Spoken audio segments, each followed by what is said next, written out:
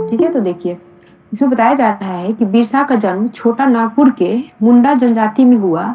इनके जो समर्थक में दूसरे आदिवासी मतलब केवल ये जो बिरसा मुंडा है, उनके समर्थक केवल मुंडा आदिवासी नहीं थे, बल्कि दूसरे आदिवासी समुदाय भी थे, जैसे कि संथाल और उरांव। ये भी जो संथाल और उरांव थे, ये भी बिरसा मुंडा के मतलब कथनों को मानते थे, वो जो कहते थे वो करते थे। ठीक है? उसके बाद देखते हैं कि 1895 में बिरसा द्वारा घोषणा किया गया कि उनके पास चमत्कारिक शक्तियां हैं। उनको भगवान ने लोगों की रक्षा और उनको दिकुओं को बाहर मतलब दिकुओं के अत्याचार से बचाने के लिए भेजा है। तो जो मेन का क्लास आप किए होंगे, मुंडा मुंडा विद्रोह आप पढ़े होंगे, तो ये चीज वहां पे बताया गया है, तो उसी को फिर से यहाँ पे रिपीट किया गया है इस इसमें। और ये याद रखिएगा कि चमत्कारिक शक्तियों के बारे में जो बोला था वो बिरसा मुंडा ने बोला था।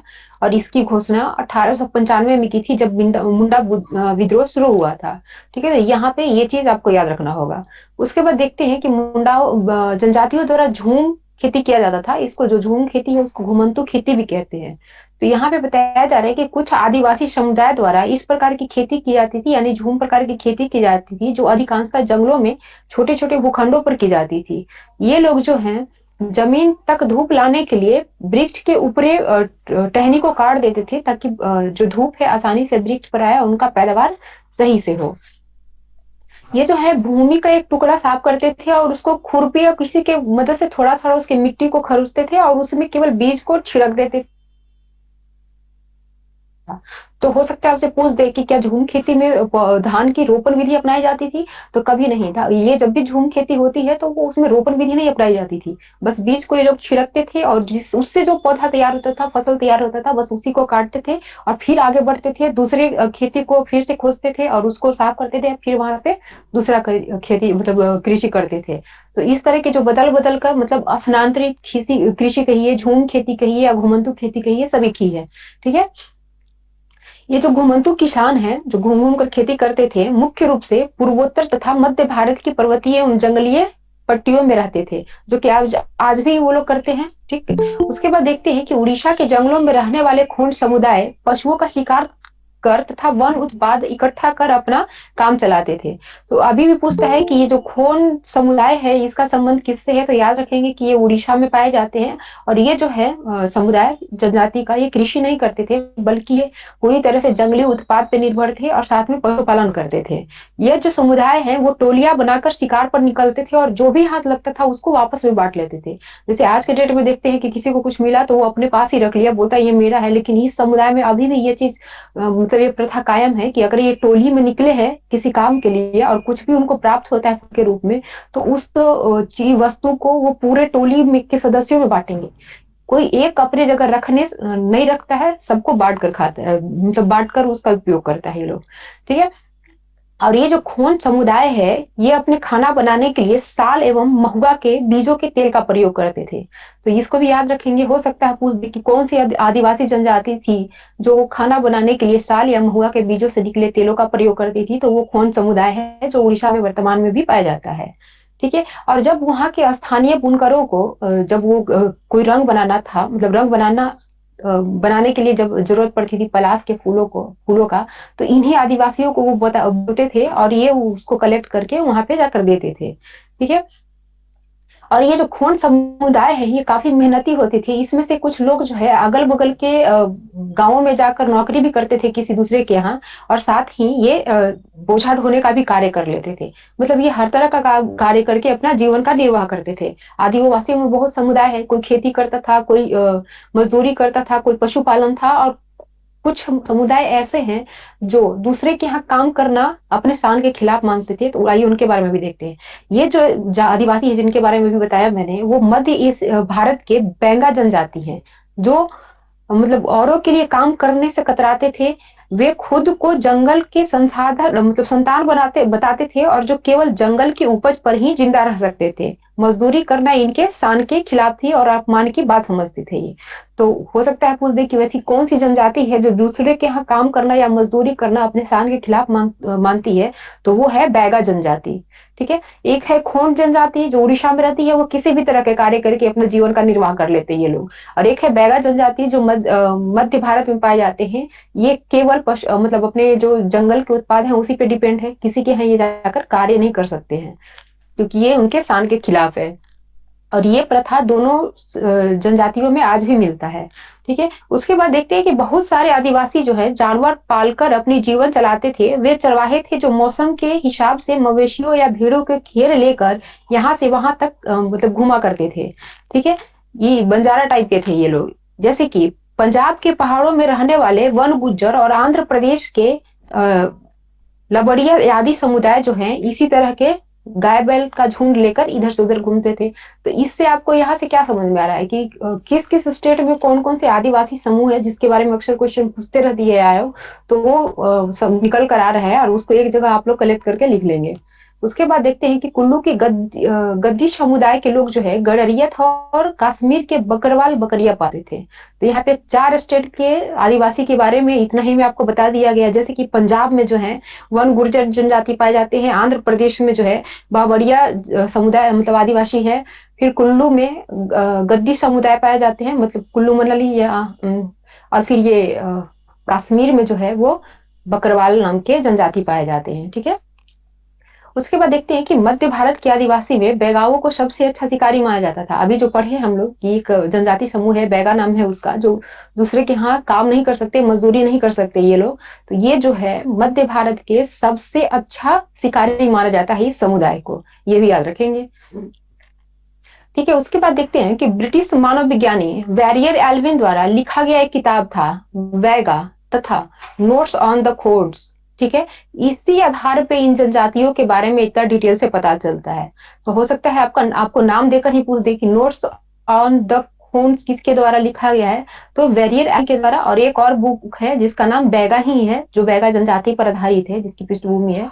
तो दोनों याद रखेंगे कि ये एल्विन के द्वारा लिखा गया है। और बैगा जो बुक आया हुआ है वो 1939 में आया हुआ है। और नोट्स ऑन द खोन्स जो है वो अप्रकाशित बुक है। ठीक है। तो दोनों को याद रखेंगे। उसके बाद देखते हैं कि एक इस बुक में बेवड़ नाम का बार बार जिक्र होता है। तो ये बेवड़ क्या है। तो बेवड़ जो है एमपी में घुमंतु खेती करने मतलब खेती के लिए इस्तेमाल होने वाले शब्द है। मतलब जो घूम घूम कर खेती करते थे उसको बेवड़ कहा जाता है। ठीक है। फिर देखते हैं कि घुमंतु काश्तकारों को अस्थायी रूप से एक स्थान पर बसाने के लिए कंपनियों द्वारा जमीन को मापकर प्रत्येक व्यक्ति का हिस्सा तय कर दिया गया। अब जब यहाँ पे कंपनी की शासन स्थापित होती है तो उनको सबसे ज्यादा जो प्रॉब्लम होती है ये घुमंती जनजातियों से होती है क्योंकि वो एक जगह रहते नहीं थे। तो जिसकी वजह से उनको राजस्व नहीं मिलता था। तो अब वो लोग दिमाग लगाने लगे कि किस तरह से इन जनजातियों को एक जगह मतलब अस्थायी करे ताकि उनके राजस्व में वृद्धि हो। तो उन्होंने क्या किया कि जितने भी मतलब जमीन थे उसका माप कराया और प्रति व्यक्ति के हिसाब से वो जमीन बांट दिया तथा लगान भी उसमें मतलब निर्धारित कर दिया कि आपके पास इतना जमीन है तो आपको इतना लगान देना है। लेकिन इसमें क्या था कि पूर्वोत्तर राज्य के जो झूम काश्तकार थे यानी जो झूम कृषि करते थे वो जनजाति जो है वो इसका विरोध कर दिया। उनका डिमांड था कि हम लोग जिस तरह से परंपरागत ढंग से जो जीते आ रहे हैं घूम घूम कर रहते हैं हम उसी तरह से रहेंगे। और ये विद्रोह इतना तेज हुआ कि ब्रिटिश सरकार को जो है इनके सामने झुकना पड़ा और इनको परमिशन देना पड़ा कि आप अपने परंपरागत जीवन शैली को ही अपनाइए, आपके लिए कोई रोक टोक नहीं है। ठीक है। उसके बाद देखते हैं कि आजकल ये गुजरात के बहुत सारे वन क्षेत्र में वर्तमान में भी घुमंतु खेती की जाती है। ठीक है। तो ये याद रखेंगे। हो सकता है क्वेश्चन अराइज हो जाए कि वर्तमान में भी इस तरह की कृषि पद्धति है वो किस स्टेट के वनवासियों में देखा जाता है। तो वो है एकमात्र गुजरात। फिर देखते हैं कि 1906 में सोमग्राम संगमा द्वारा असम में तथा 1930 के दशक में मध्य प्रांत में अंग्रेजों के वन कानूनों के विरोध में वन सत्याग्रह हुआ। तो ये भी 2 पॉइंट बहुत इंपॉर्टेंट है। हो सकता है पूछ दे कि 1906 में वन सत्याग्रह जो है वो किसके द्वारा किया गया था। तो यह सोमग्राम संगमा। और 1930 के दशक में जो है ये वन सत्याग्रह किया गया था वो मध्य प्रांत के जनजातियों के द्वारा किया गया था। तो दोनों पॉइंट यहाँ पे इंपॉर्टेंट हो जाते हैं। उसके बाद देखते हैं कि 19वीं और 20वीं शताब्दी में औपनिवेशिक शासन प्रणाली के खिलाफ आदिवासियों द्वारा विद्रोह किया जाने लगा। ये औपनिवेशिक शासन पद्धतियां जो थी, जो उनसे बेगार कराती थी, जबरदस्ती राजस्व वसूलती थी, इवन उन लोग को वन अधिकार से वंचित कर दी थी, जिसकी वजह से जनजातीय आंदोलन देखने को मिला। जब आप लोग बिरसा मुंडा और ये जब मेन में आप पढ़ेंगे तो वहां बहुत सारे कारण आपको दिखाएंगे, तो उसके कारण वहां जो जनजाति है 20वीं 19वीं और 20वीं सदी में लगातार विद्रोह पर उतारू हो गए और कंटिन्यू वहां पे विद्रोह शुरू हुआ। जैसे कि 1831-32 में कोल आंदोलन हुआ था, ठीक है। मैम कुछ पूछना था। 1855 में, हाँ बोलिए पूनम। मैम अभी आप बताई ना 1906 में और ये 30 के दशक में वन हम्म सत्याग्रह हुआ था। हम्म तो मैम यहाँ सत्याग्रह का मतलब वही है ना जो मांग के, जैसे गांधी जी का सत्याग्रह था कि बोल के अधिकार मांगा जाएगा। हाँ, वो विद्रोह करते थे और मतलब वहां पे वो जो अंग्रेज थे, जिस तरह से गांधी जी किए थे कि जो वो नियम बनाते थे उसको तोड़ते थे। वो जो उन्होंने बोला था कि जी आपको चंपारण में नहीं जाना, फिर भी वो गए थे, ठीक जी है। तो जो भी नियम था उसको तोड़ते थे, इसलिए इसको वन सत्याग्रह कहा जा रहा था, ठीक है। उसी सेंस में लेंगे इसको। जी मैम। चलिए ठीक है।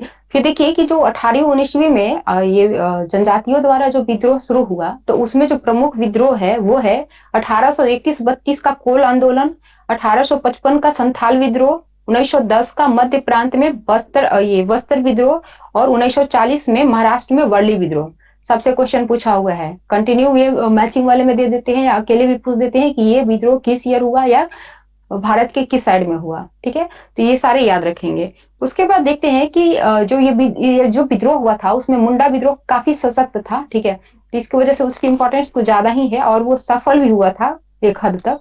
तो बताया जा रहा है कि बिरसा का जो जन्म है 1870 के दशक में हुआ था और उनका परवरिश जो है बोहोंडा के आसपास, ये रांची के पास स्थित एक जगह है। तो अभी हम लोग जनरली पढ़ते हैं कि रांची में हुआ है उनका, बट ये एनसीईआरटी बताती है एक जगह रांची में ही जो बोहोंडा नाम से है। अगर आयोग पूछ दी कि उनका जन्म कहाँ हुआ, अगर बोहोंडा दे दिया रांची भी दे दिया तो हम लोग तो रांची शान से लगा कर आएंगे, जो कि गलत हो जाएगा, क्योंकि यहाँ पे मेंशन किया हुआ है कि उनका जो जन्म स्थान है वो बोहोंडा है, ठीक है। तो इसको याद रखेंगे। उसके बाद देखते हैं कि 1895 में वे अपने अनुयायियों से आह्वान किया था कि वे अपने गौरवपूर्ण अतीत को पुनर्जीवित करने का संकल्प ले। अभी हम लोग कुछ देर पहले देखे थे 1895 में उन्होंने अपने आप को मतलब भगवान का दूत घोषित किया था और उन्होंने बोला था कि उनको जो भगवान ईश्वर जो है भेजा है इस धरती पे आप लोग को दिक्कों से बचाने के लिए। तो उन्होंने क्यों किया था? क्योंकि उस समय जो जितने भी जनजातीय समुदाय थे उनमें धार्मिक जो भावना थी वो भरा हुआ था, वो अपने धर्म के प्रति काफी झुकाव रखते थे। तो उसी का फायदा उठाकर इन्होंने अपने आप को धर्म से जोड़ा, ताकि जो मुंडा समाज है या अदर संथाल है, उराव है, इनका साथ दे और ये जो विद्रोह करे वो सफल हो, इसलिए उन्होंने अपने आप को धार्मिक व्यक्ति बताया, ठीक है। उसके बाद देखते हैं कि बिरसा को 1895 में ही गिरफ्तार कर लिया गया। जब इन्होंने अपने आप को मतलब भगवान का दूत बता दिया, तो इनके साथ जो है मुंडा समुदाय काफी मतलब तेजी के साथ खड़ा होने लगी और इनके हर बात को मानने लगी। तब ब्रिटिश गवर्नमेंट को खतरा महसूस हुआ, तो 1895 में ही इसको गिरफ्तार कर लिया और 2 साल की सजा दी। जब 1897 में पुनः ये जेल से छूटे तो इन्होंने फिर से एक बार ये आंदोलन को शुरू करने और लोगों को संगठित करने का प्रयास किया, ठीक है। तो ये दोनों डेट पूछता है कि कब इनको पहली बार गिरफ्तार किया गया था और कब इनको छोड़ा गया था। ये दोनों डेट बीपीएससी प्रीवियस ईयर में आपको मिलेगा देखने को, तो याद रखेंगे, ठीक है। अब फिर जब ये मुंडाओं को एकत्रित करने लगे और संगठित करके फिर से अपना आंदोलन शुरू करा, तो फिर से इनको 1997 मतलब ये 1897 में ही गिरफ्तार कर लिया गया था। लेकिन उसके बाद फिर ये जेल से वापस नहीं आए, क्योंकि 1900 में इनकी डेथ हो गई वहां जेल में ही हैजा के कारण, ठीक है। एनसीईआरटी में कहीं नहीं लिखा है कि इनका डेथ 3 फरवरी को हुआ कि 3 मार्च को हुआ, लेकिन बहुत सारे आपको गाइड बुक मिलेंगे जहां पे ये डेट दे रखा है, ठीक है। और बीपीएससी जो प्रीवियस ईयर क्वेश्चन जो पूछी है तो उसमें भी उन्होंने 3 फरवरी 1900 को ही माना है सही। तो अब ये देख लीजिएगा, जैसा ऑप्शन रहेगा वैसा आप वहां पे करेंगे अगर पूछ देता है क्वेश्चन तो, ठीक है। उसके बाद देखते हैं चैप्टर 5 में पूरी तरह से 1857 की क्रांति के बारे में बताया है कि क्या कारण रहा, क्या कैसे वो मतलब डेवलप किया और क्या परिणाम रहा। तो यहाँ पे देखते हैं कि 1857 की क्रांति की जो कारण है वो क्या था। तो इसमें कारण है नवाबों की छीनती सत्ता। तो कारण को तो हम लोग जब मेन में लिखते हैं तो अलग वे से लिखते हैं, एक अलग से हेडिंग दे देकर उसके अंदर बताते हैं, बट यहाँ पे उस तरह से मेन के हिसाब से तो पढ़ना नहीं है, यहाँ से बस पीटी का फैक्ट्स हम लोग को निकालना है। तो बस वो जो इम्पोर्टेंट घटनाएं हुए जो इस क्रांति को, मतलब क्रांति की ओर लोगों को धकेला है, बस उसको देखते हम लोग चलेंगे। जैसे कि यहाँ पे अंग्रेजों द्वारा जो है नवाबों की जो पदवी थी, जो उनकी शक्ति थी, वो लगातार छीनने जा रही थी, छीन रहे थे वो लोग। जैसे कि 18वीं सदी में ये शुरू हुआ था।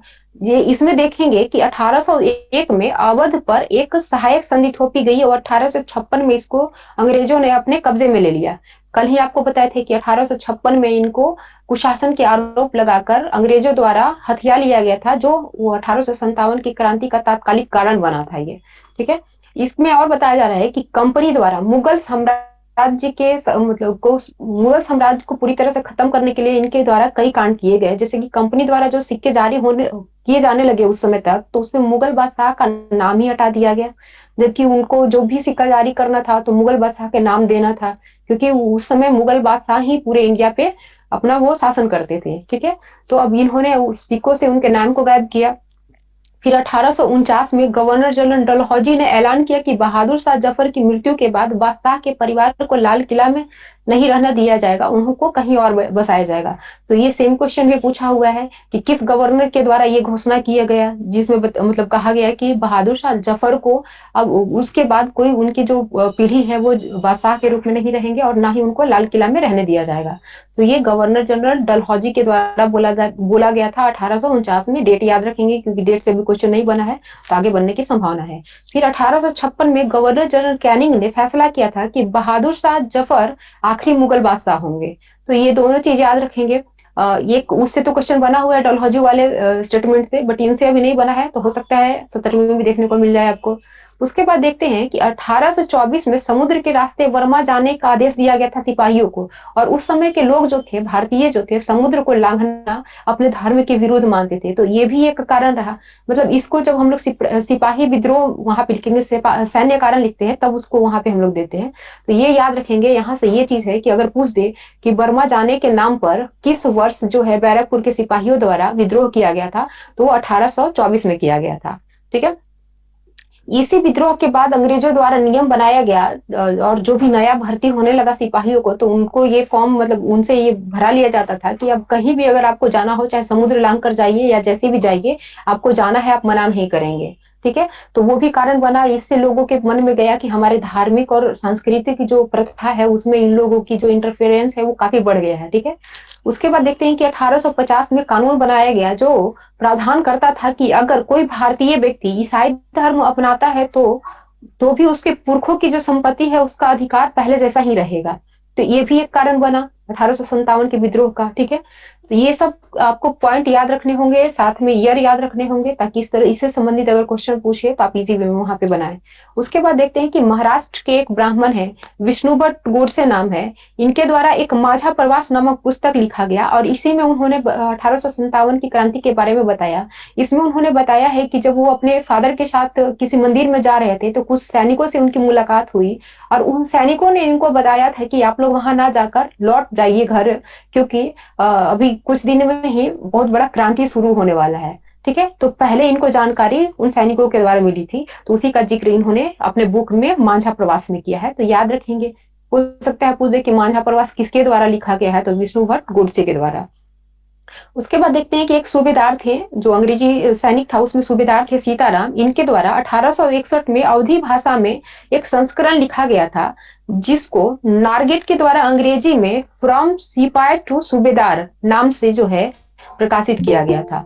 तो इसमें भी वो अंग्रेजों द्वारा चूंकि ये संस्मरण लिखवाया गया था, तो इसमें अंग्रेजों की तारीफ भी की गई थी और बताया गया था कि किस तरह से ब्रिटिश जो है इस ये जो क्रांति हुआ था उसको दबाने में सफल हुए थे। मतलब इसमें पूरी तरह से ब्रिटिश प्रशंसा की गई थी। तो याद रखेंगे कि जो संस्मरण है 1861 में लिखा गया था वो सीतारामन के द्वारा लिखा गया था, और इसको अंग्रेजी में जो अनुवाद किए थे नॉर्गेट, और अंग्रेजी में अनुवाद करके उन्होंने नाम रखा था फ्रॉम सिपाही टू सूबेदार। ठीक है। और कल ही मैंने बताया था कि सिपाही को अंग्रेज जो थे वो सिपाही बोलते थे। ठीक है। उसके बाद देखते हैं कि 29 मार्च 1857 को मंगल पांडे नामक जो सिपाही थे, उन्होंने बैरकपुर में विद्रोह कर दिया और अपने सैन्य अफसरों को गोली मारा, जिसके कारण 8 अप्रैल 1857 को उनको फांसी दे दिया गया। ठीक है। और उसके बाद जब विभिन्न क्षेत्रों में जब इनकी फांसी का खबर फैला, तो विभिन्न क्षेत्रों में सिपाहियों द्वारा विद्रोह करना शुरू कर दिया गया। तो इसी के तहत 9 मई 1857 को जो है मेरठ में 85 सिपाहियों को नौकरी से निकाल दिया गया और उनके अफसरों पर हुक्म न मानने का आरोप लगाकर 10-10 साल का सजा दिया, मतलब कैद दे दिया गया। तो ये जो है आग में घी का काम किया वहां पे। और 10 जो मई है वहां उस दिन मेरठ के ही सिपाहियों ने विद्रोह कर दिया और ये जो बंदी बनाए गए सैनिक थे इनको छुड़ा लिया। और कुछ विद्रोही जो है घोड़ा के मतलब घोड़ा से दिल्ली की तरफ कूच कर गए और रातों रात वो सुबह होते होते दिल्ली पहुंचे और वहां पहुंचकर बहादुर शाह जफर को जो है जबरदस्ती अपना मतलब नेता घोषित कर दिया। क्योंकि ये छोटा सा विद्रोह शुरू हुआ था और इसके परिणाम को लेकर मतलब अंग्रेज जो थे आश्वस्त थे कि बहुत विस्तृत रूप से नहीं फैलेगा। लेकिन जैसे ही बहादुर शाह जफर ने इस आंदोलन को अपना नेतृत्व प्रदान किया और खबर फैली, वैसे ही ये विद्रोह जो है वो विकराल रूप धारण कर लिया। ठीक है।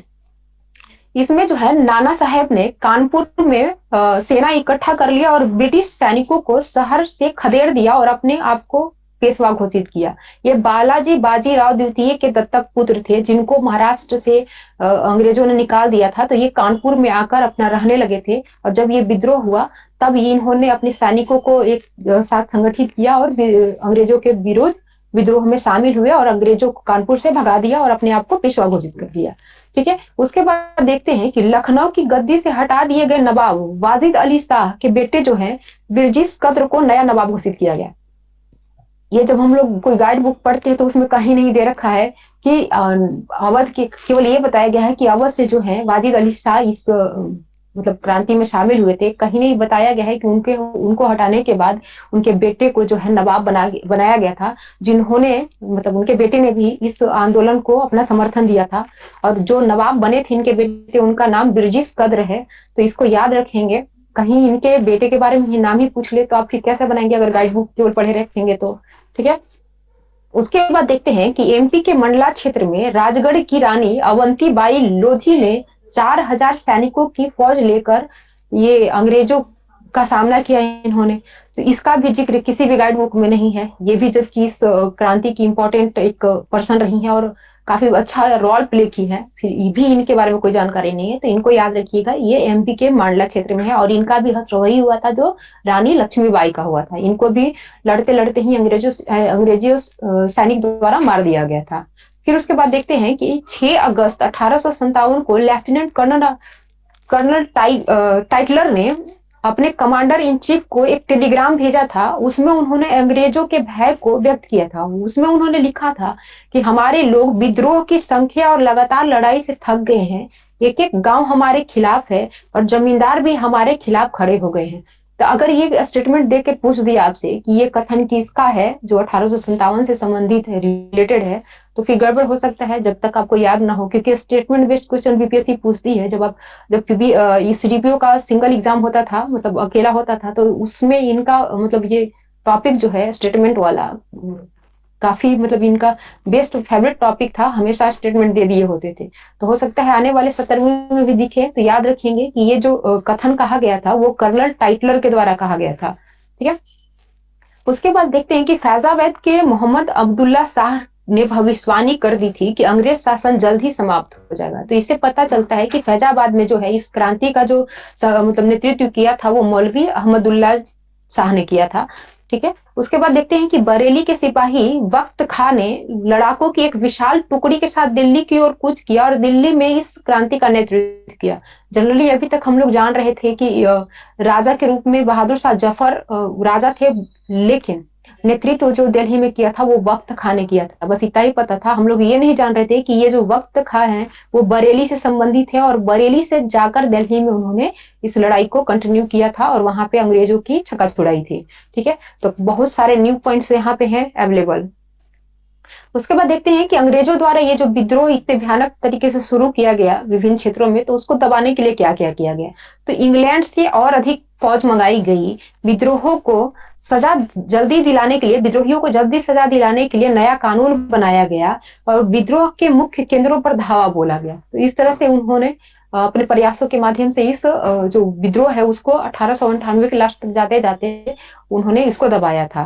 ठीक है, उसके बाद देखते हैं कि सितंबर 1857 में दिल्ली पर दोबारा अंग्रेजों ने कब्जा कर लिया और ये डेट पूछा हुआ है बीपीएससी प्रीवियस ईयर में। उन्होंने वहां पे पूछा था कि जो ये अंग्रेज हैं मतलब दिल्ली पर फाइनली अपना इस विद्रोह के बाद कब पूरी तरह से कब्जा जमाया था, तो याद रखेंगे सितंबर 1857 में।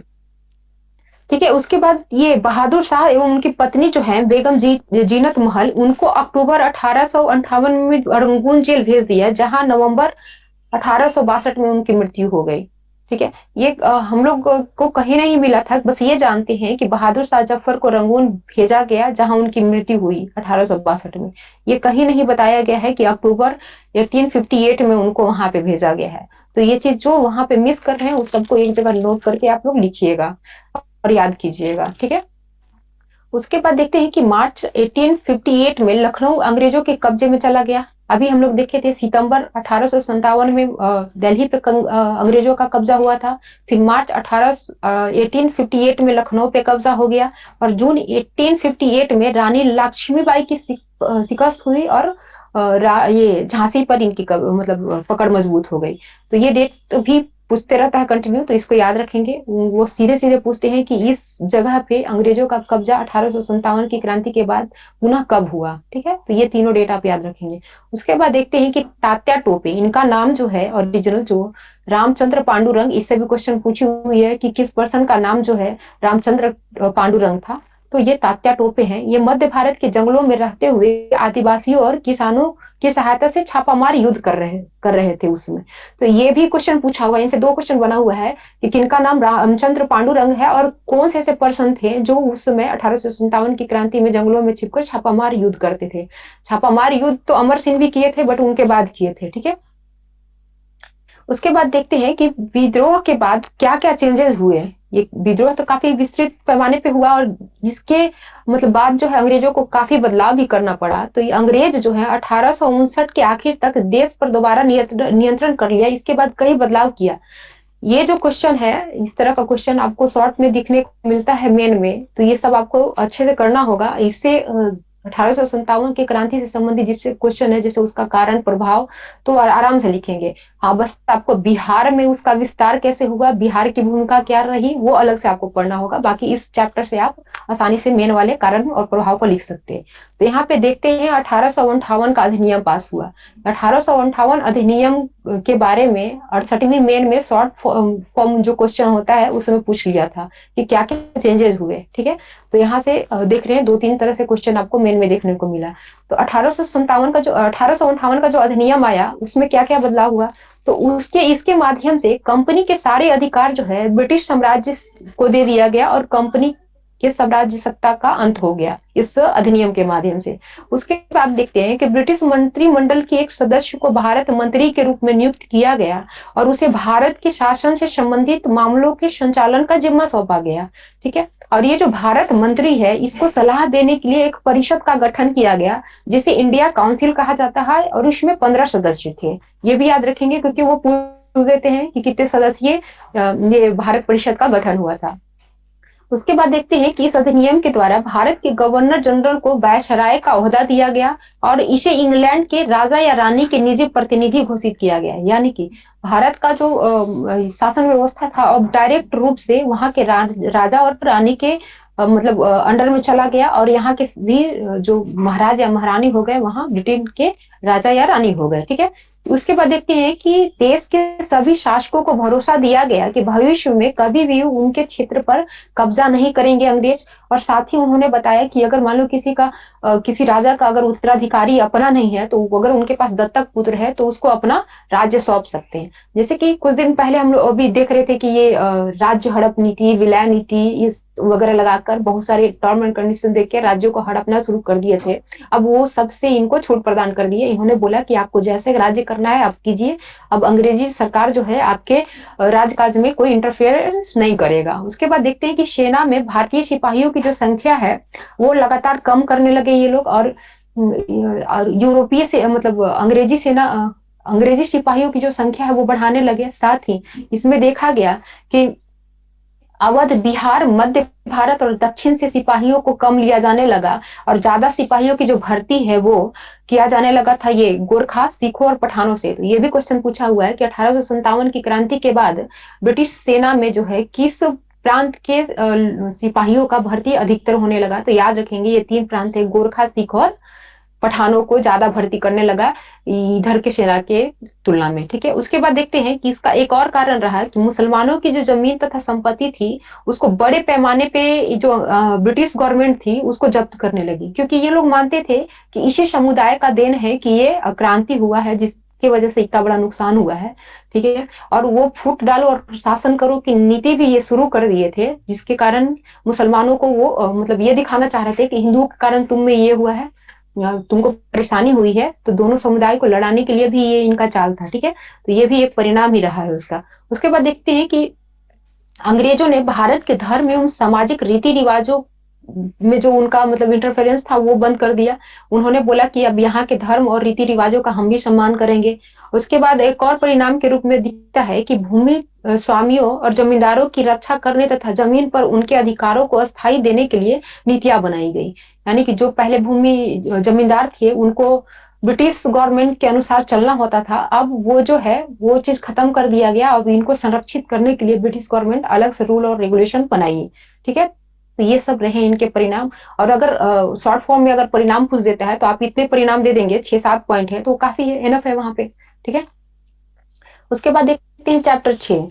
इसमें जो है किस तरह से इंडिया में जो है शिक्षा का विकास हुआ, और इंग्लिश अंग्रेजी जो लोग थे वो किस तरह से इंडियन को शिक्षा के मामले में हे दृष्टि से देखते थे उसके बारे में बताया गया है। ठीक है, तो इसमें बताया जा रहा है कि सन 1783 में विलियम जोन्स जो है कलकत्ता आए। विलियम जोन्स को जो है ईस्ट इंडिया कंपनी द्वारा स्थापित किए गए सुप्रीम कोर्ट में जूनियर जज के पद पर तैनात किया गया था। तो इससे भी क्वेश्चन बना हुआ है, प्रीवियस ईयर आप जब पलटेंगे तो वहां से डायरेक्ट पूछा हुआ है कि ये विलियम्स जोन्स जो है सर्वप्रथम किस पद पर कलकत्ता में आए थे। और इन्होंने एक और मतलब ये क्या बोलते हैं सोसाइटी ऑफ बंगाल का गठन किया था, एशियाटिक सोसाइटी ऑफ बंगाल का। तो इससे भी संबंधित क्वेश्चन पूछा है। तो ये जो विलियम जोन्स हैं वो कलकत्ता में हेनरी थॉमस कोलब्रुक तथा नेथेलियन हेल्ड के साथ मिलकर एशियाटिक सोसाइटी ऑफ बंगाल का गठन किया है। तो ये तीनों नाम याद रखेंगे, क्योंकि क्वेश्चन में आपको देखने को मिलेगा कि ये जो अपने विलियम जोन्स हैं उनके साथ किन्होंने मिलकर एशियाटिक सोसाइटी ऑफ बंगाल का गठन किया है। तो ये तीनों नाम याद रखेंगे तभी आप बनाएंगे। और इसका गठन 1783 में हुआ था। ठीक है, और इसके साथ ये एशियाटिक सोसाइटी के गठन के साथ इन तीनों के द्वारा एशियाटिक रिसर्च नामक शोध पत्रिका भी मतलब वो जारी किया गया था, उसका प्रकाशन शुरू किया गया था। तो कहीं भी किसी भी गाइड बुक में ये नहीं दिया हुआ है कि इन तीनों के द्वारा एशियाटिक रिसर्च नामक शोध पत्रिका भी प्रकाशन शुरू हुआ था। केवल ये बताया गया है कि एशियाटिक सोसाइटी की स्थापना विलियम जोन्स ने किया है, और ये 2 पर्सन जो है इनके साथ जिन्होंने किया था उनके भी नाम कहीं नहीं दिए हुए हैं। ठीक है, तो इसीलिए कहा जाता है कि मानक बुक को आप लोग पढ़िए। उसके बाद देखते हैं कि 1781 में अरबी फारसी इस्लामिक कानून के अध्ययन को बढ़ावा देने के लिए कलकत्ता में एक मदरसा खोला गया, और ये अंग्रेजों द्वारा भारत में खोला गया प्रथम मदरसा है। इससे भी क्वेश्चन बनी हुई है, डायरेक्ट आयोग ने पूछा है कि अंग्रेजों द्वारा सर्वप्रथम मदरसा जो है किस शहर में खोला गया है। तो याद रखेंगे वो कोलकाता में है। चूंकि ये क्वेश्चन पूछ लिया है तो हो सकता है कि किस वर्ष खोला गया है, तो 1781 में आप याद रखेंगे। ठीक है, याद रखेंगे तभी बनेगा।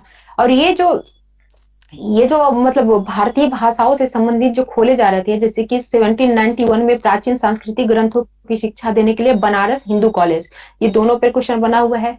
बनारस हिंदू कॉलेज कब खोली गई थी ये भी क्वेश्चन पूछा हुआ है। तो ये जो दोनों मतलब भारतीय भाषाओं को जानने समझने के लिए जो खोली जा रही थी, तो इसका देन था वही विलियम जोन्स जैसे जो इंसान जो भारतीय भाषाओं में काफी खोज कर रहे थे, यहाँ के जो धार्मिक ग्रंथ है, साहित्य है, उसको पढ़ रहे थे, उसको बढ़ावा दे रहे थे, उसका अनुवाद कर रहे थे।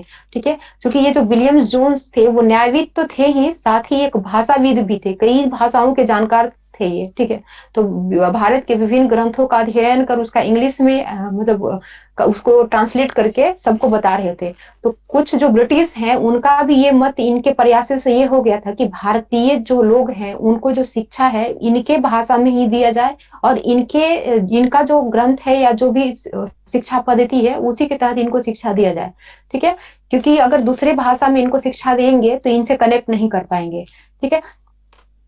1930 के दशक तक प्राच्यविद किसको कहते हैं? एशिया के भाषा तथा संस्कृति का गहन ज्ञान रखने वाले लोगों को प्राच्यविद कहते हैं, जैसे कि इसमें विलियम जोन्स भी आ सकते हैं, ठीक है। तो ये जो प्राच्यविद हैं इनका जो है काफी तेजी से विरोध होने लगा, क्योंकि ब्रिटिश में जो है ब्रिटिश लोग कुछ ही ऐसे परसेंटेज थे जो भारतीय कल्चर के बारे में जानना चाहते थे, उनकी शिक्षा को मतलब विस्तृत करना चाहते थे। लेकिन अधिकांश जो थे उनका मानना था कि भारतीय शिक्षा पद्धति जो है वो असभ्य, भारतीय असभ्य, इनको सभ्य बनाने के लिए अंग्रेजी के माध्यम से शिक्षा दो और पश्चिमी क्षेत्र की जो शिक्षा पद्धति है वो लागू किया जाए।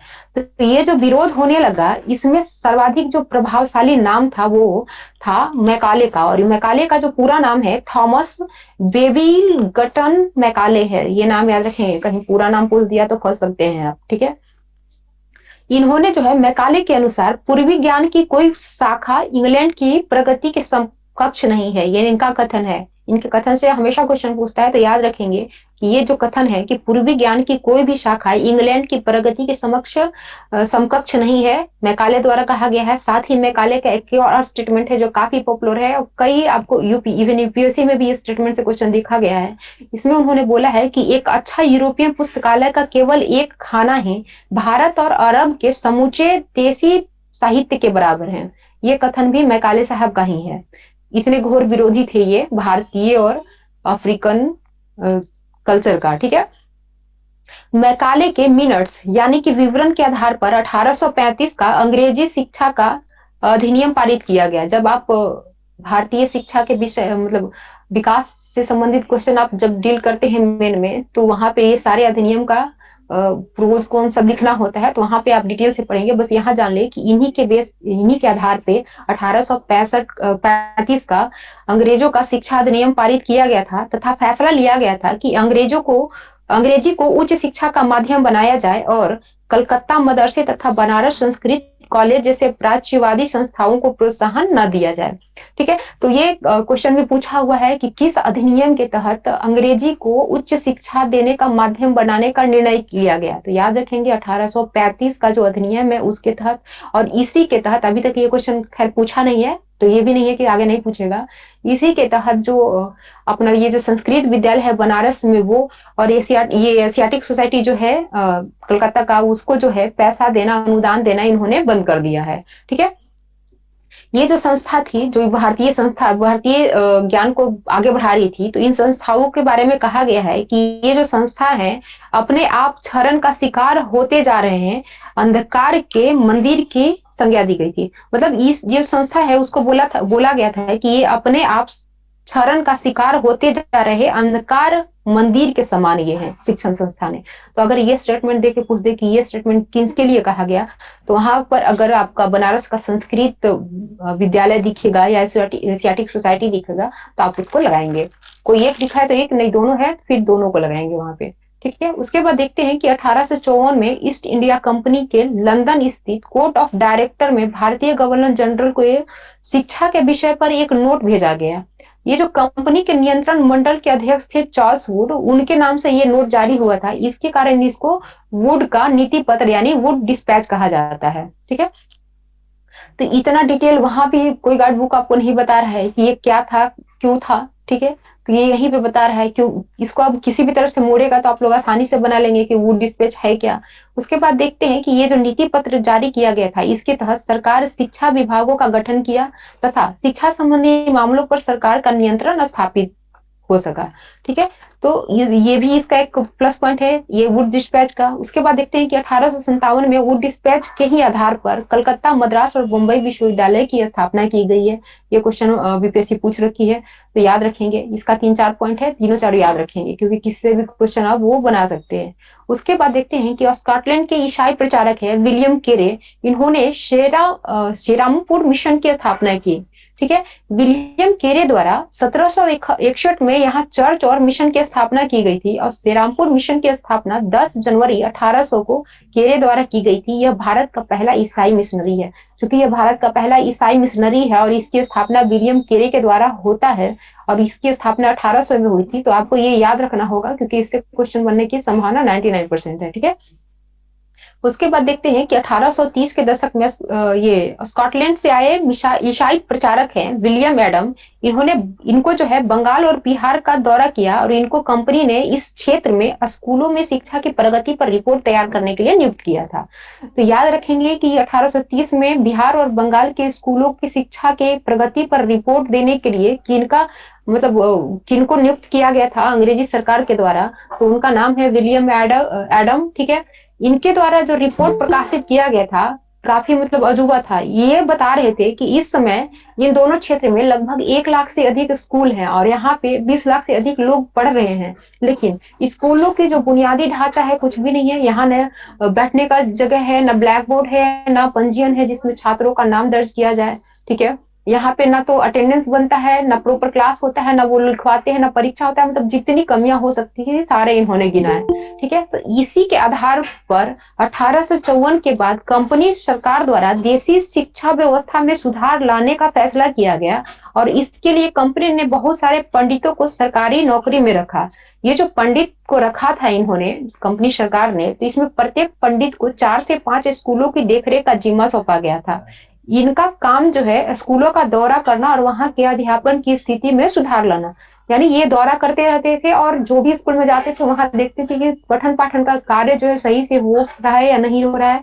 और बहुत सारे नियम बना दिए गए थे इस स्कूलों के लिए, कि जैसे यहाँ पे कक्षा जो है नियमित हो। पहले क्या था कि वो मौसम के आधार पर चलता था। मान लो खेती का टाइम है तो स्कूल बंद हो जाते थे, सारे बच्चे अपने खेत में काम करते थे, और जब उनको टाइम मिलता था आ जाते थे पढ़ने। फी भी जो था वो नियमित नहीं था, वो माता पिता के स्टेटस के अनुसार लिया जाता था। अगर वो सम्राट परिवार के से थे तो ज्यादा लिया जाता था, गरीब से रहते थे तो कम लिया जाता था। इस टाइप का व्यवस्था था, कुछ भी सिस्टमैटिक नहीं होकर सब उथल पुथल था। जिसको जैसा आता था वो अपना पढ़ाई करता था। तो उसी कमी को दूर करने के लिए ये जो रिपोर्ट पेश की गई उसके आधार पर बनाया गया बहुत सारे नियम। जैसे स्कूल को जो है नियमित कर दिया गया, वहां की बुनियादी जो ढांचा है उसको सुधारने की कोशिश की गई। तो इनके द्वारा जो बनाए अंग्रेजी सरकार के द्वारा जो नियम बनाई गई थी, अगर उस पे कोई स्कूल अपना कार्य करता था तो उनको गवर्नमेंट के द्वारा अनुदान दिया जाता था ताकि वो और बेटर कर सके। ठीक है। और जो भी स्कूल इन नियमों का पालन नहीं करता था उनको अनुदान नहीं दिया जाता था। और इस सब की देखरेख का जिम्मेदारी जो था वो पंडितों पर था, और एक पंडित जो है 4 से 5 स्कूलों की जिम्मेदारी लिए होते थे। ठीक है। तो ये सारे काफी इंपॉर्टेंट पॉइंट है। अगर ये आप इस चैप्टर को अच्छे से पढ़ेंगे तो जो क्वेश्चन पूछता है मेन में कि यहाँ पे शिक्षा का डेवलपमेंट कैसे हुआ, तो हम लोग जो जनरली गाइड बुक से या किसी यूट्यूब से या सतही ज्ञान के माध्यम से जो लिखते हैं कितना डिफरेंस आएगा। हम लोग यहाँ पे बताएंगे कि कैसे धीरे धीरे यहाँ पे प्रगति हुआ, तो क्या वहां नंबर नहीं आएगा? हम लोग थोड़ी वो 15-16 नंबर में सिमटेंगे, 20+ चला जाएगा। तो इस खासकर ये जो 8 क्लास का जो बुक है उसको बहुत अच्छे से कीजिएगा। पीटी के साथ साथ मेन के लिए भी बहुत इंपॉर्टेंट है। यहाँ बहुत सारे क्वेश्चन मिलेंगे, जैसे शिक्षा पे गांधी जी का विचार है, टैगोर का विचार है, वो बहुत सारे पॉइंट यहाँ से मिलेंगे। अभी अभी तो आपको वो नहीं बताएंगे क्योंकि वो मेन का चीज है, उसका पीटी में कोई लेना देना नहीं है, इसलिए वो बताया जाएगा जब मेन का आप क्लास करेंगे और थॉट्स पढ़ेंगे। ठीक है। उसके बाद देखते हैं कि अरबिंदो घोष 15 जनवरी 1908 को बॉम्बे में अपने एक संस्मरण में राष्ट्रीय शिक्षा पर बोलते हुए कहा था कि इस लक्ष्य ये जो राष्ट्रीय शिक्षा है उसका जो लक्ष्य है छात्रों में राष्ट्रीयता के भाव जागृत करना है। तो फिर से ये स्टेटमेंट बेस्ड क्वेश्चन में पूछने की संभावना है। अगर ये पूछ दे कि ये किसका कथन है कि राष्ट्रीय शिक्षा जो है वो छात्रों में राष्ट्रीयता की भावना जागृत करती है, तो ये अरबिंदो घोष का है। और अगर पूछ दे कि इन्होंने ये स्टेटमेंट कब दिया था, तो ये भी याद रखेंगे कि इन्होंने 15 जनवरी 1908 को मुंबई में दिया था। ठीक है। 2-3 तरह से क्वेश्चन बन सकता है, इसको याद रखेंगे। उसके बाद देखते हैं कि ये जो अंग्रेजी पद्धति से जो शिक्षा देना यहाँ शुरू किया गया था, जो केवल उतना ही बताया जाता था जिससे कि अंग्रेजों का जो है कार्य निकल सके, तो इस पद्धति का भारत में इसका बहुत सारे लोगों द्वारा विरोध किया गया। तो इसके विरोधी में जो थे वो अपने महात्मा गांधी थे, रविंद्रनाथ टैगोर आदि थे। ठीक है। तो इसको याद रखेंगे। रविंद्रनाथ टैगोर जो है उस समय की जो शिक्षा पद्धति थी घुटन वाली, उसको देखते हुए इनके मन में उसके प्रति जो है एकदम वो ये जो है शिक्षा को और बेहतर करने के लिए 1901 में शांति निकेतन का स्थापना कोलकाता से 100 किलोमीटर दूर एक जगह पे उन्होंने किया था। तो याद रखेंगे शांति निकेतन का स्थापना कब हुआ है, ये क्वेश्चन पूछा हुआ है। शांति निकेतन का स्थापना किसके द्वारा हुआ है, ये भी पूछा हुआ है बीपीएससी के द्वारा। ठीक है, अब आगे इसमें गांधी जी के थॉट्स हैं, बहुत सारा इसमें बताया जा रहा है, तो उसको अभी यहाँ बताने का कोई मतलब नहीं है। साथ ही गांधी जी और टैगोर का क्या क्या मतलब थॉट्स था, जो मेल खा रहा था, मेल नहीं खा रहा था, वो सब बताया हुआ है। तो ये मेन का पार्ट है, जब आप लोग मेन का क्लास करेंगे तो वहां बताया जाएगा, या फिर इस बुक को पढ़ के आप उसको नोट करेंगे, क्योंकि ये एक्चुअली में ये पीटी का चल रहा है, तो पीटी वाले ही फैक्ट्स हम आपको बताएंगे। ठीक है, तो अब आज इतना ही था। अब इसको एक बार आप लोग रिवाइज कीजिए और माइक ऑन कीजिए। चलिए, ये बताइए कि जो बिरसा मुंडा है, उनके समर्थन में और कौन कौन सा जो जनजातीय समुदाय था उस समय उनका समर्थन दिया था? संथाली और उराव। संथाली और उराव, बहुत बढ़िया। ये बताइए कि कौन से जनजाति नेता थे जिन्होंने अपने आप को चमत्कारिक पुरुष के रूप में अपने समुदाय के सामने पेश किया था? मुंडा जनजाति के नेता बिरसा। हाँ, बिरसा मुंडा, बहुत बढ़िया। जी जी, बहुत बढ़िया। ये बताइए, झूम खेती या घुमंतू खेती से आप क्या समझे? बताइए कोई। मतलब वो एक जगह रुक के खेती नहीं करते थे, और और उसका सबसे बेसिक क्राइटेरिया था कि वो रोपण विधि से खेती नहीं करते थे। हाँ, और ये नॉर्थ ईस्ट में होता था। हाँ, नॉर्थ ईस्ट में होता था, ये भी सही है। चलिए, बहुत बढ़िया। ये मध्य भारत में भी और नॉर्थ ईस्ट दोनों में होता था, और अभी भी होता है। ठीक है, ठीक है, और पहाड़ी क्षेत्र में ही होता है, समतल क्षेत्र में नहीं होता है, ये भी याद रखेंगे। अभी वर्तमान में गुजरात में होता है ऐसा खेती। हाँ, अभी वर्तमान में गुजरात में होता है। बहुत बढ़िया। पूनम, खोंड समुदाय जो है वो किस स्टेट से संबंधित है, ये बताएं? उड़ीसा। इनकी विशेषता क्या क्या थी? ये नरबली प्रथा भी करते थे। हाँ जी, हाँ, ये इनका नरबली प्रथा में प्रचलन भी था। हाँ, जिसके वजह से, हाँ ठीक है, ये भी ठीक है, लेकिन और बताइए।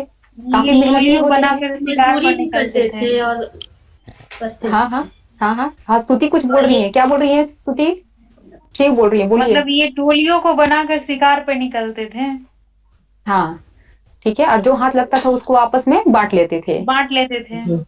हाँ, आधुनिक मानव की तरह सेल्फिश नहीं थे ये लोग, है ना? सही सही सही सही, बहुत बढ़िया। और बताइए, ये किस तरह के तेल से खाना पकाते थे? साल और महुआ। हाँ, साल और महुआ के बीज का। हाँ, बहुत बढ़िया। हाँ, बहुत बढ़िया। बैगा जनजाति, ये इसकी क्या विशेषता है और किस क्षेत्र में पाई जाती है ये? ये मध्य भारत में पाए जाते थे, और ये मजदूरी नहीं करते थे। हाँ, मजदूरी को जंगल का संतान मानते थे ये। हाँ हाँ जी, ये अच्छे शिकारी भी थे। बहुत बढ़िया, ठीक है। और एक ये जो चरवाहे टाइप के जो जनजाति थे, ठीक है, तो उस टाइप के जनजाति में पंजाब में कौन सी जनजाति है पाई जाती थी, क्या नाम था? पंजाब में वन गुज्जर। ठीक है, वन गुज्जर, हाँ जी। और आंध्र प्रदेश में लबाड़िया। हाँ हाँ। और ये बताइए, कश्मीर में जो अभी भी मिलते हैं? बकरवाल। बकरवाल, ठीक है ठीक है। ये बताइए कि एक बुक आई हुई थी, नोट्स ऑन द खोंड्स, ये किसके द्वारा लिखी गई थी? हाँ, वेरियर एल्विन। एक और बुक था इनका, क्या नाम था उसका? बैगा। कब आया था? हाँ हाँ हाँ, बैगा ही। हाँ जी, कब आया था? हाँ, 1939 में। इसी दो बुक के आधार पर उपरोक्त जो भी हम लोग जनजातियों के बारे में जाने, जैसे खोंड के बारे में, बैगा के बारे में, और ये बहुत सारे और, इसी दो बुक के आधार पर ये जानकारी निकल कर आई है। ठीक है, तो इम्पोर्टेंट हो जाता है ये। ये बताइए कि घुमंतु जो काश्तकार थे यानी किसान थे, वो जो बार बार घूमते थे तो राजस्व की हानि होती थी अंग्रेजी सरकार को, तो इसके अस्थायी समाधान के लिए उन्होंने क्या मतलब निकाला उपाय? जमीन को माप किया गया और लगान निर्धारित कर दिया गया। नहीं, हाँ, जमीन को बसाने के लिए, प्रयास के लिए उनको जमीन का ये दिया गया, मालिकाना हक दिया गया।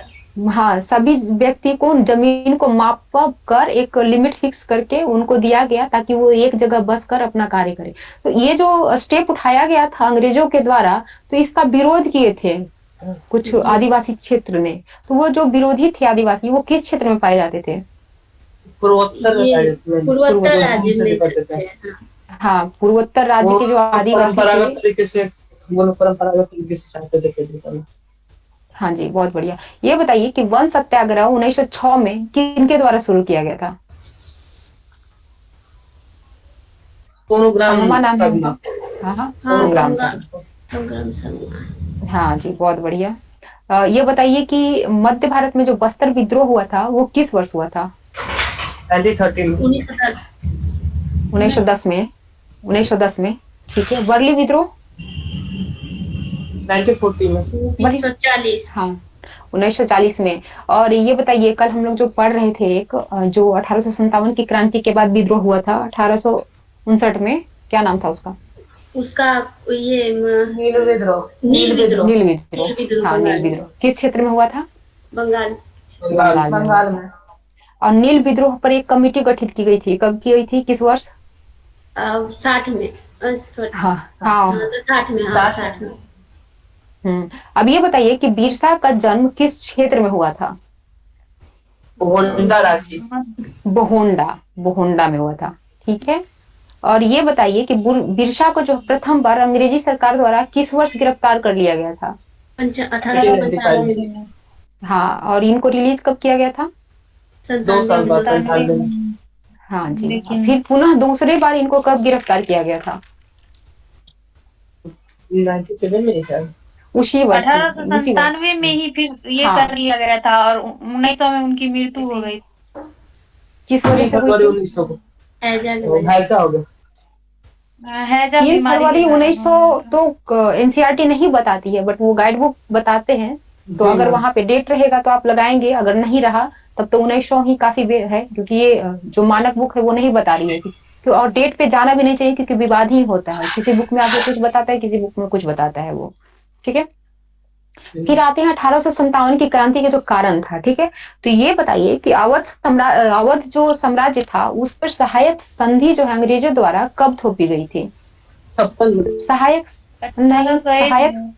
हाँ 1801 सहायक संधि इन पे थोपी गई थी 1801 में, और 1856 में इनको अंग्रेजी साम्राज्य में मिला लिया गया था, हाँ ठीक है। जी। दो चीजें दोनों अलग अलग है। ये बताइए कि किस गवर्नर जनरल के द्वारा ये ऐलान किया गया था कि बहादुर शाह जफर की अगर मृत्यु हो जाती है? हाँ जी, डलहौजी। डलहौजी। कब किया गया था?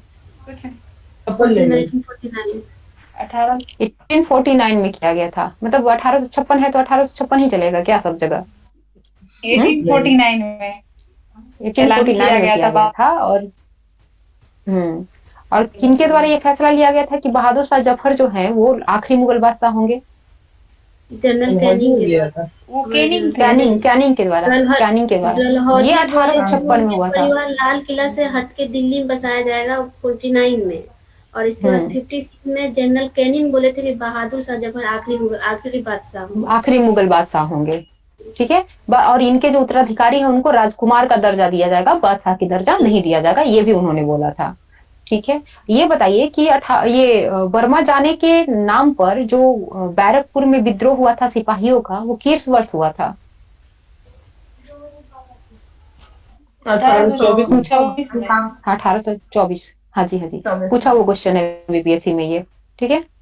ये कानून बनाया गया था जिसमें प्रावधान किया गया था कि अगर भारतीय व्यक्ति अगर ईसाई धर्म अपना लेते हैं तो उनकी जो पुरखों की जायदाद है उस पे उनका हक बना रहेगा, अंग्रेज उसको अपने राज्य में नहीं मिलाएंगे।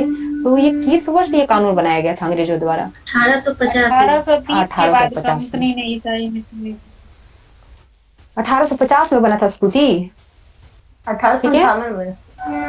1850 भाई। बना रहा मिशनरियों मतलब। ये बताइए कि एक ब्राह्मण थे महाराष्ट्र के, उन्होंने माझा प्रवास नामक बुक लिखा था जिसमें 1857 की क्रांति के बारे में बताया गया था। तो उनका नाम क्या है जिन्होंने इस बुक को लिखा है? विष्णुभट्ट गोडसे। हाँ जी, बहुत बढ़िया, विष्णुभट्ट गोडसे, ठीक है। ये बताइए कि सीताराम द्वारा 1861 में एक संस्मरण दिया गया था, तो उस संस्मरण को अंग्रेजी में किस नाम से ट्रांसलेट किया गया था? ये फ्रॉम सिपाही टू सूबेदार। हाँ, फ्रॉम सिपाही टू सूबेदार। किन्होंने इसको ट्रांसलेट किया था इंग्लिश में? नॉरगेट। नॉरगेट, ठीक है, बहुत बढ़िया। और ये बताइए कि सबसे पहली बार जो बैरकपुर में विद्रोह किया था सिपाही मंगल पांडे ने, किस डेट को किया था? 29 मार्च 29 मार्च 1857। 57 ये बताइए, इनको फांसी पर कब लटकाया गया था? 8 अप्रैल 8 अप्रैल 1957 8 अप्रैल को। हाँ जी, 57 बहुत बढ़िया। और 9 मई को जो है मेरठ के कितने सिपाहियों को जो है पद से हटा दिया गया था और उनको जो है उनपे जो है 10-10 वर्ष का कारावास थोपा गया था? कितने थे? 58 सिपाही को 58 हैं? क्या बोली पूनम? 85 हाँ 85 ठीक है, 85। बहुत बढ़िया। और ये बताइए कि किस डेट को विद्रोही जो है वो दिल्ली पे पहुंच के बहादुर शाह जफर को अपना नेता घोषित किए थे? 11 मई को। 11 मई को, बहुत बढ़िया। 10 मई को ये विद्रोह इन लोगों ने मेरठ में शुरू किया था, जहां पे इन सिपाहियों को उन्होंने मुक्त कराया था कैद से, और रातों रात वो दिल्ली पहुंच गए थे और 11 मई को ये घोषणा हुई थी। बहुत बढ़िया। ये बताइए कि नवाब वाजिद अली शाह, जिनको गद्दी से हटाने के बाद उनके पुत्र को बनाया गया था वहां का नवाब, तो उनके पुत्र का क्या नाम था? ब्रिटिश कदर। मिर्जिस कद्र, बहुत बढ़िया। और एक रानी अवंती बाई का नाम आता है, तो ये किस क्षेत्र की रानी थी? मंडला क्षेत्र थी। मांडला क्षेत्र, बहुत बढ़िया। हाँ, तो इनको याद रखिएगा क्योंकि इनका जिक्र कहीं भी नहीं मिलता है, ठीक है। और क्वेश्चन बनने की संभावना इनसे है क्योंकि ये बहुत छुपा हुआ फैक्ट्स है। ये जो एनसीईआरटी बहुत अच्छे से पढ़ेंगे वही इसको बना पाएंगे। उसके बाद बताइए कि ये क्या बोलते हैं, लेफ्टिनेंट कर्नल टाइटलर ने एक खत लिखा था अपने चीफ को, तो उसमें उन्होंने बताया था कि किस तरह से वो उनकी जो सेना है वो हार रही है ये 1857 की क्रांति के विद्रोहियों के सामने। तो ये जो खत लिखा गया था वो किस डेट को और किस ईयर में लिखा गया था? 6 अगस्त 1857 को लिखा गया था। हाँ, 6 अगस्त 1857 को। क्या बोली? कुछ बोल रही हैं आप? चलिए ये बताइए। 6 अगस्त 1857। हाँ, ये बताइए, वक्त खां जिन्होंने दिल्ली में इस क्रांति का नेतृत्व किया था, इनका संबंध किस शहर से था यूपी के? बरेली। हाँ, बरेली, बहुत बढ़िया। और दिल्ली पर अंग्रेजों द्वारा दोबारा किस समय जो है कब्जा कर लिया गया? 1857 में, सितंबर में किया गया था, ठीक है। सितंबर 1857। हाँ, बहुत बढ़िया। तात्या टोपे का एक और नाम है, क्या नाम है उनका? रामचंद्र पांडुरंग। हाँ, बहुत बढ़िया। और ये बताइए कि 1858 का जो अधिनियम आया था, तो 1858 का एक्ट था, तो उसके माध्यम से जो एक इंडियन काउंसिल का गठन हुआ था, तो इसका गठन क्यों किया गया था? क्या रीजन था? भारत पर शासन करने के मामले में गठन हुआ था। किस तरह से? हाँ, कितने सदस्यीय थे ये? 15 सदस्य। स्तुति बताएंगे, स्तुति बताइए। स्तुति कुछ बोल रही थी, अब बोलेगी ही नहीं लड़की, बोलिए। एक्चुअली मंत्री पर भारत मंत्री का जो गठन हुआ था, पद जो बनाया गया था, तो उन्हीं को सलाह देने के लिए ये भारत परिषद का गठन किया गया था, ठीक है। तो वही हुआ, प्रशासनिक कार्य की देखभाल करने के लिए इनका गठन किया गया था और इसमें सदस्यों की संख्या जो था वो 15 था, ठीक है।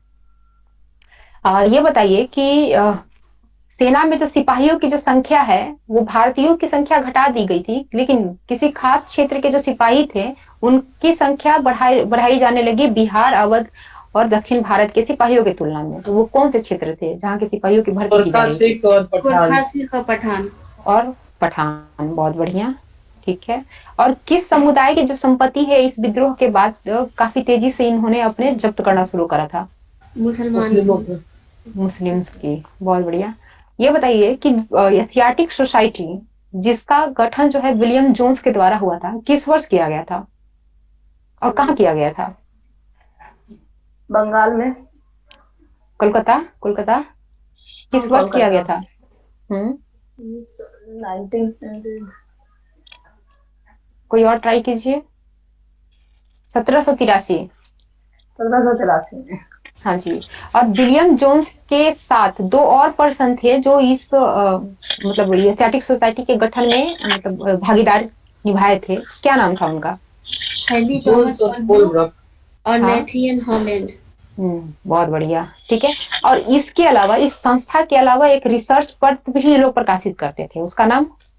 Asiatic research. Asiatic research Asiatic. शोध पत्रिका। हाँ हाँ, बहुत बढ़िया। ये बताइए, कलकत्ता में पहला मदरसा जो है अंग्रेजों द्वारा कब खोला गया था? 1781। हाँ जी, बहुत बढ़िया। और ये बनारस संस्कृत हिंदू कॉलेज जो था, बनारस का संस्कृत कॉलेज, वो कब खोला गया था? 1791। 1700? 91। हाँ, बहुत बढ़िया।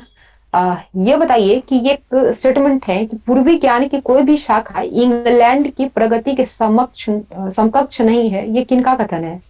मैकाले का। मैकाले का पूरा नाम क्या है? Thomas Thomas Babington Macaulay. Barrington हाँ मैकाले। हाँ जी, बहुत बढ़िया। और किसके ये विवरण के आधार पर 1835 का जो है ये अधिनियम लाया गया था शिक्षा के क्षेत्र में? यही मैकाले के ही विवरण। मैकाले को। ठीक है, तो इस अधिनियम के द्वारा शिक्षा के क्षेत्र में क्या क्या बदलाव किए गए थे? जो अंग्रेजी को उच्च मदरसा शिक्षा और का अधिकार दिया। विद्यालय था उनको प्रोत्साहन न देने के न देकर, मतलब हम्म, उसका अंग्रेजी शिक्षा को मान्यता, अंग्रेजी मतलब को शिक्षा का ये दिया अंग्रेजी गया। माध्यम में शिक्षा देने का ये किया गया था। हाँ, उच्च शिक्षा जो है अंग्रेजी माध्यम में देने का निर्णय लिया गया था, और साथ ही एशियाटिक सोसाइटी और बनारस हिंदू कॉलेज को जो अनुदान दिया जाता था उसको बंद कर देने का आदेश दिया गया था इसमें। जी। ठीक है, बहुत बढ़िया। ये बताएं कि 1854 में एक लंदन स्थित कोर्ट ऑफ डायरेक्टर्स में भारतीय गवर्नर जनरल को एक शिक्षा विषय पर नोट भेजा गया था। ये नोट जो है वो किसके नाम से भेजा गया था? William Adam. वहाँ के उसके चार्ल्स वुड के नाम से भेजा गया था, हाँ, इसीलिए वहाँ के उसको अध्यक्ष वुड के नाम डिस्पैच से बोला भेजा जाता गया है। था जी। हाँ, ये कंपनी के नियंत्रण मंडल के अध्यक्ष थे चार्ल्स वुड, उनके नाम पर ये भेजा गया अच्छा। था, जिसके वजह से ये जो नोट है इसको चार्ल्स वुड के नाम से जाना जाता है। ठीक है। डिस्पैच। हाँ, ये इस वुड डिस्पैच की विशेषता क्या क्या रही, क्या क्या हुआ इससे चेंजेस? मेरठ, दिल्ली और मद्रास में शायद कॉलेज खोले गए थे। कलकत्ता, मद्रास और बम्बई में 1857 में खोले गए थे, और साथ ही एक और मेरठ, चीज हुआ था। दिल्ली और मद्रास है ना मैम? नहीं भाई, कलकत्ता, मद्रास और बम्बई, कलकत्ता, मेरठ कहाँ से मद्रास और आएगा? बम्बई। कभी भी आप गाइड बुक में भी पढ़िएगा तो यही दे रखा है, कलकत्ता, मुंबई और मद्रास में पहली बार विश्वविद्यालय की स्थापना 1857 के क्रांति के समय हुआ। एक तरफ क्रांति हो रहा था, एक तरफ विश्वविद्यालय का गठन हो रहा था। जी। ठीक है। और एक और चीज चेंज हुआ था इससे शिक्षा विभाग में, क्या था? पूरी शिक्षा वो प्रणाली में इंडियन जो शिक्षा परिवर्तन हुआ पद्धति था। थी, जो ये था, मतलब क्या बोलते उसको, प्राच्यवादी जो शिक्षा था उसके जगह पर यूरोपीय शिक्षा। हाँ, वो तो लॉर्ड मेकाले का था मानना। इसके तहत सरकारी शिक्षा विभाग का गठन किया गया था। अच्छा। ठीक है।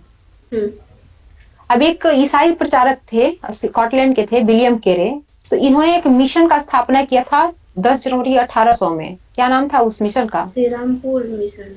हाँ, क्यों ये महत्वपूर्ण है? किस तरह का मिशनरी है ये? पहला ईसाई मिशनरी है, जिसकी वजह से ये इंपॉर्टेंट हो जाता है। ठीक है। ये बताइए कि विलियम एडम्स, ठीक है, इनको क्या वर्क करने का जो है सौंपा गया था अंग्रेजी गवर्नमेंट के द्वारा? किस मतलब वर्क के लिए शिक्षा इनको में रखा क्या गया? प्रगति हुई है उसका रिपोर्ट तैयार करने के लिए। शिक्षा का रिपोर्ट। हाँ, किस क्षेत्र के लिए? बंगाल और बिहार। बंगाल और बिहार, बहुत बढ़िया। इसके रिपोर्ट के बाद किस वर्ष जो अंग्रेजी सरकार के द्वारा ये निर्णय लिया गया कि यहाँ की जो बेसिक शिक्षा पद्धति है, भारतीय शिक्षा पद्धति है, उसमें काफी बदलाव की जरूरत है, किस वर्ष इन्होंने ये निर्णय? 1854। हाँ, तो इस बदलाव को मतलब करने के लिए उन्होंने क्या फैसला किया? किसकी नियुक्ति वो लोग करने लगे थे सरकारी स्कूल में? पंडितों की नियुक्ति किया उन्होंने। हाँ, पंडितों की नियुक्ति करने लगे, और एक पंडित के अंतर्गत मतलब के देख रेख में कितने स्कूल? 4 या 5 स्कूल होते थे। ठीक है। तो इनके द्वारा जो नियम बनाया गया था 1854 में, तो उसको मानने और ना मानने से क्या असर पड़ता था स्कूलों पे? जो पाठशाला ये नियम मानते थे उनको सरकारी अनुदान मिलता था, और जो नियम को नहीं मानते थे उनको कोई अनुदान उनको नहीं मिलता था। बहुत बढ़िया। अच्छा, एक पर्सन थे, उनका एक कथन है कि राष्ट्रीय शिक्षा जो है उसका जो उद्देश्य है राष्ट्रीयता की भावना को जागृत करना। किनका कहना है ये? अरविंदो। रविन्द्रनाथ टैगोर। नहीं, अरविंदो घोष। वो अरविंद घोष। कब वो हाँ, कब ये स्टेटमेंट आया था इनका, The boss. क्या किस डेट को? 15 हाँ? जनवरी 15 जनवरी 1908 1908 हाँ, और कहाँ पे आया था, किस स्थान पे? मुंबई। मुंबई में। मुंबई में, ठीक है। और ये बताइए कि शांति निकेतन की स्थापना किनके द्वारा किया गया था रविंद्रनाथ टैगोर के द्वारा और किस वर्ष किया गया था ये? 1901। 1901 क्यों किया था इन्होंने इसका स्थापना? भारतीय शिक्षा पद्धति जो भारतीय थी शिक्षा। पौराणिक, उसको वृद्धि, उसमें वृद्धि करने के लिए, ठीक है। चलिए ठीक है, आज इतना ही है। आज हम लोग का 6 चैप्टर कंप्लीट हुआ, कल बचा 2 चैप्टर, कल ये लास्ट होगा और कल को फिर से, मतलब ये लास्ट करने के बाद पूरा एक बार ये एक क्लास का जो है बुक, उसको पूरा रिवाइज कर लेंगे हम लोग, ठीक है। इसको पढ़िए और रिवाइज करते रहिए। बहुत सारे इसमें पॉइंट्स जो है बहुत नए हैं, जिससे क्वेश्चन आपको दिखने को मिलेगा वहां पे, ठीक है। किन्हीं को कुछ बोलना है तो बोलिए, नहीं तो फिर सेशन एंड करते हैं। ना मैम, कोई दिक्कत नहीं है। चलिए ठीक है, फिर good night to all of good you. Night ma'am. पढ़ते रहिए आप लोग। Thank you.